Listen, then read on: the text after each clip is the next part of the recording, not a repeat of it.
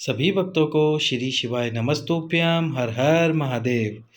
5 दिन शेष है। उसके बाद में 22 सितंबर को विषुव योग आएगा। विषुव योग साल में केवल 2 ही बार आता है। एक आता है 21 मार्च को और एक आता है 22 सितंबर को। इस 22 सितंबर के दिन, विषुव योग के दिन, संतान की प्राप्ति के लिए, धन प्राप्ति के लिए और स्किन से संबंधित कैसे भी रोग, फिर वो स्किन काली पड़ गई हो, सफ़ेद पड़ गई हो या रेड हो गई हो, कैसी भी रोग हो स्किन से संबंधित, उसको समाप्त करने के लिए ये उपाय ज़रूर करें। सबसे पहला जो उपाय है वो है धन प्राप्ति के लिए विषुव योग के दिन का उपाय। तो धन प्राप्ति के लिए, यदि आपको धन प्राप्त नहीं हो रहा, कर्जे में डूब रहे हो, तो आप एक उपाय कीजिए। एक कांसे का पात्र लीजिए। कांसे का पात्र, या तो आप कोई कांसे का कलश ले सकते हो या फिर कांसे की कटोरी ले सकते हो। कांसे का पात्र होना चाहिए। अब इसमें आपको क्या करना है, घी डाल देना है। यदि गाय का घी है आपके पास में तो वो डाल दीजिए। यदि गाय का घी नहीं है, जो घर में घी है आपके पास में, वो भर दीजिए इसमें। भरने के बाद में आपके आसपास जो भी ब्राह्मण रहता हो, अब ऐसा नहीं है कोई पंडित ही हो जो कि मंदिर के अंदर रहता हो, उसी को आपको बुलाना है। जो भी आसपास ब्राह्मण हो, उस ब्राह्मण के बच्चे को घर पर बुलाइए।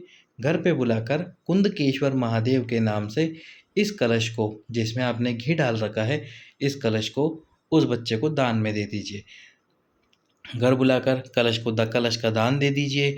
विषुव योग के दिन किया गया ये धन प्राप्ति का उपाय आपको धन की कमी जितनी भी हो रही है उसको दूर करेगा। यदि आप कर्जे से बढ़ रहे हैं, कर्जा बढ़ता जा रहा है, तो उसके बाद धीरे धीरे आपका कर्जा समाप्त होता जाएगा। अब अगला उपाय, संतान की प्राप्ति के लिए विषुव योग के दिन। संतान की प्राप्ति के लिए विषुव योग के दिन आप 2 तरह से उपाय कर सकते हैं। सबसे पहला उपाय है, बनानी आपको दोनों उपायों में खीर ही है। सबसे पहला जो उपाय है, बेलपत्री के वृक्ष के नीचे एक पार्थिव शिवलिंग का निर्माण कीजिए। पहले खीर का भोजन बना लीजिए, पार्थिव शिवलिंग का निर्माण कीजिए, उसके बाद में बेलपत्री के वृक्ष के नीचे इस पार्थिव शिवलिंग का निर्माण करके, और ये काम आपको कब करना है, प्रदोष काल में।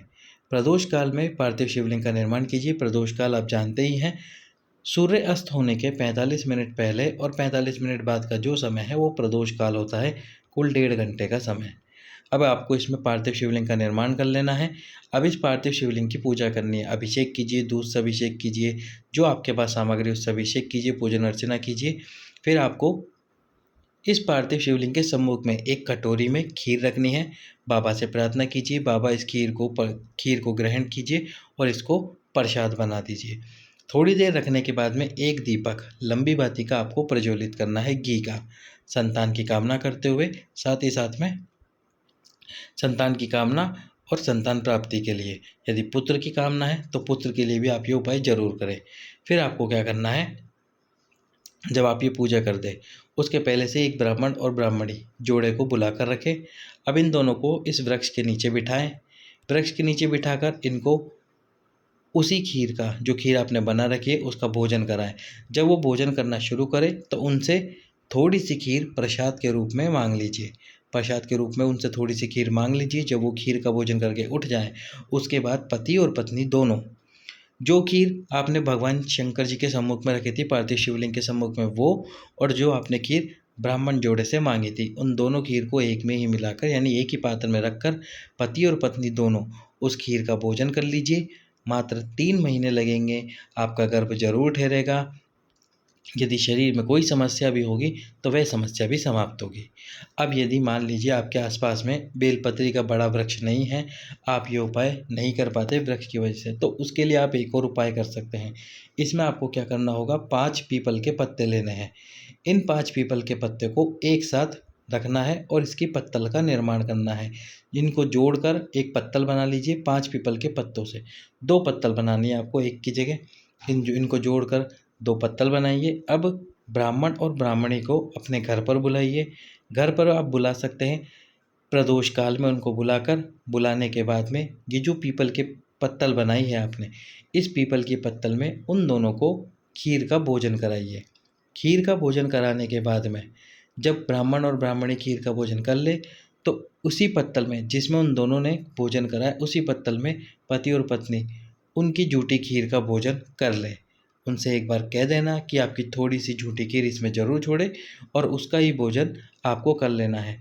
जब आप भोजन करें तो कुंदकेश्वर महादेव का स्मरण ज़रूर से करें।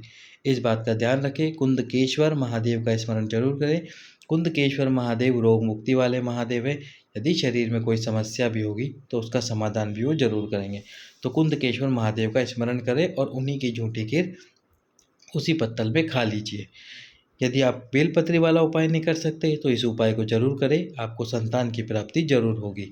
ये संतान प्राप्ति का उपाय था। अब अगला उपाय जो कि है रोग मुक्ति के लिए स्किन से संबंधित उपाय, स्किन से संबंधित या चर्म रोग कोई सा भी हो आपको एक कलश लेना है विषुव योग के दिन।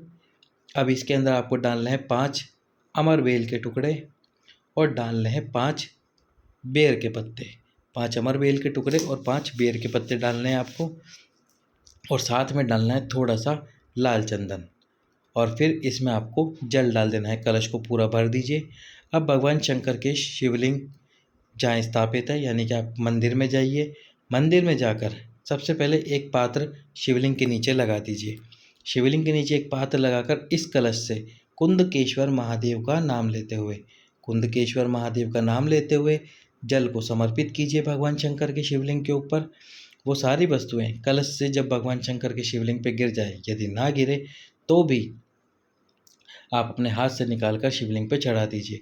थोड़ी देर बाद में वो सारी वस्तुएं जो शिवलिंग पर चढ़ी हुई है उन सबको और जो पानी शिवलिंग से बहता हुआ नीचे गिरा था पात्र में, उसको लेकर घर आ जाइए।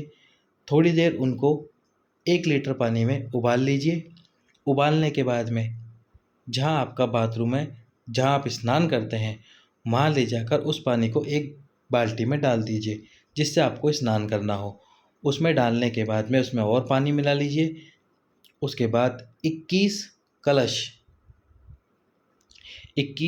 जल अपने शरीर के ऊपर डालिए। सारे वस्त्र उतार कर 21 कलश जल कुंदकेश्वर महादेव का नाम लेते हुए अपने शरीर पर डालिए। जहाँ पर आपको स्किन से संबंधित ज़्यादा बीमारी है उस स्थान पर जल थोड़ा ज़्यादा डाल लीजिए, लेकिन 21 कलश जल आपको आपके शरीर पर डालना है।